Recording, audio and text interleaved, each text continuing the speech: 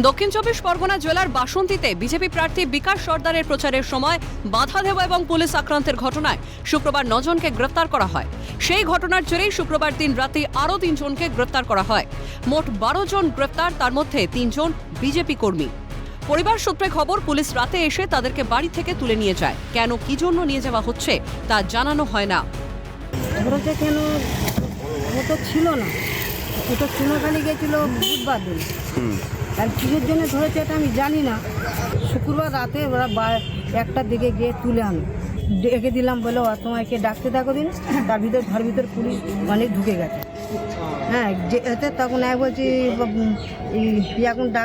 এখন যাবে কি জানি বাবা, না ওদের নাম আছে এই বলে ওদের ডেকে নিয়ে চলে আসবে। একটা সময় এসে ওকে ডেকে তুলে এনেছে, আমরা তো বুঝতে পারিনি কেন। এখানে এসে শুনছি, থানা এসে শুনছি যেরকম ওই গণ্ডগোলের জন্য নাকি ওকে ধরেছে, গণ্ডগোলের জন্য নাকি ওকে ধরেছে। কিন্তু ও তো গণ্ডগোলের মধ্যে ছিল না, ও ওর কাজ করছিল বলতে ওই কারেন্ট অফিসে কাজ করে, কারেন্ট অফিসে যে রিডিং করে সে রিডিং করছিল, সে মেশিন টেশিন ওর কাছে ছিল, রিডিং করছিল। সেই মুহূর্তে গণ্ডগোলটা হয়েছে, সেই গণ্ডগোলের সময় ওকে ওই নাকি ওই ও গণ্ডগোলের মধ্যে ছিল, সেটাই বলছে আর কি। ইতিমধ্যেই শুক্রবার রাতে বাসন্তী থানার নতুন আইসি প্রবীর ঘোষ যোগ দিয়েছেন। তারপরেও বিজেপি প্রার্থীর অভিযোগ, ঘটনাটি সম্পূর্ণই তৃণমূলের চক্রান্ত, পুলিশ দলদাসে পরিণত হয়েছে। ঘটনাটা তৃণমূল কংগ্রেসের নেতাদের চক্রান্ত আর পুলিশ প্রশাসন অর্থাৎ বাসন্তী থানার পুলিশ প্রশাসনদের যে দলদাসে পরিণত হয়েছে তার একটা রূপরেখা তৈরি হয়েছে।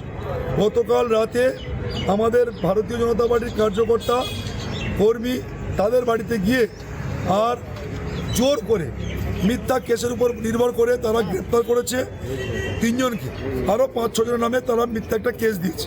আমরা এই বিষয়ে থানায় আজকে এসেছি। আমাদের কর্মী কার্যকর্তা কোনো দোষ করেনি।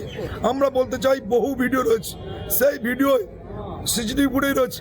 ভারতীয় জনতা পার্টির কার্যকর্তা কর্মীরা যদি যুক্ত থাকে সেই CCTV footage video footage check করে তাদের বিরুদ্ধে আইনত ব্যবস্থা গ্রহণ করুন। কিন্তু কারণ মিথ্যা কেসের উপর, মিথ্যা বয়ানের উপর বিজেপির কর্মী কার্যকর্তাদেরকে গ্রেপ্তার করবে, এটা আমরা কোনো মতে মেনে নিতে পারছি না।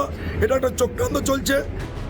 তাহলে কি এই ঘটনার সাথে বিজেপিও যুক্ত, নাকি পুরোটাই আইওয়াশ? বাসন্তী থেকে হরিপদ মণ্ডলের রিপোর্ট, ক্যালকাটা নিউজ।